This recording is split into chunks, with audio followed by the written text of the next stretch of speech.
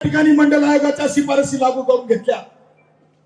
या राज्यातला ओबीसी भयभीत होता, गावगड्यामध्ये हल्ले चालू होते आणि त्या परिस्थितीमध्ये श्रद्धेय बाळासाहेब आंबेडकरांनी या महाराष्ट्रातून 25 जिल्ह्यामधून ओबीसीची यात्रा काढली। तेव्हा भुजबळ साहेब तुम्ही बाहेर नाही आलात।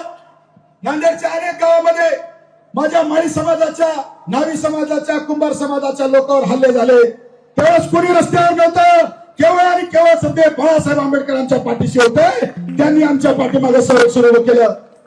कुठं होता तुम्ही जेव्हा ओबीसीचे कार्यकर्ते विधानसभेच्या, लोकसभेच्या तिकिटासाठी वन फिरत होते,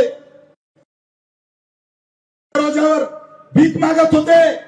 त्यावेळेस कोणी आम्हाला तिकीट दिले नाही, पण 100 पेक्षा जास्त ओबीसीच्या विधानसभेला उमेदवारांना तिकीट देण्याचं काम श्रद्धेय बाळासाहेब आंबेडकरांनी केलंय। तुम्ही फक्त तुमचं आणि तुमच्या पुतण्याच्या तिकिटासाठी तिथं लढत होता। हे सत्य परिस्थिती आहे। मी आज बोलणार आहे, 2 मिनिटं घेऊन मी माझं प्रास्ताविक संपवणार आहे। ही लढाई कुणाच्या विरोधात आहे? आपला शत्रू कोण आहे हे मी तुम्हाला विचारतो बांधवांनो। कोण आहे आपला शत्रू? 2 सप्टेंबरचा GR कोणी काढला? कोणी काढला? बोला की पाठीमाग का अजून बोलायचं नाही? कोणी काढला? जरांगे पाटलांनी काढला का? कोणी काढला? फडणवीस सरकारने काढला।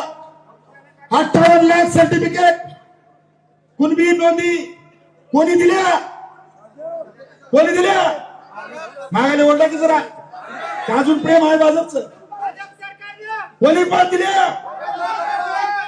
अरे जरांगे पाटील तर ते माणूस त्याच्या समाजासाठी लढला, त्याने काही पण बाल हट्ट करील, पण त्याचा हट्ट कोणी पुरवला?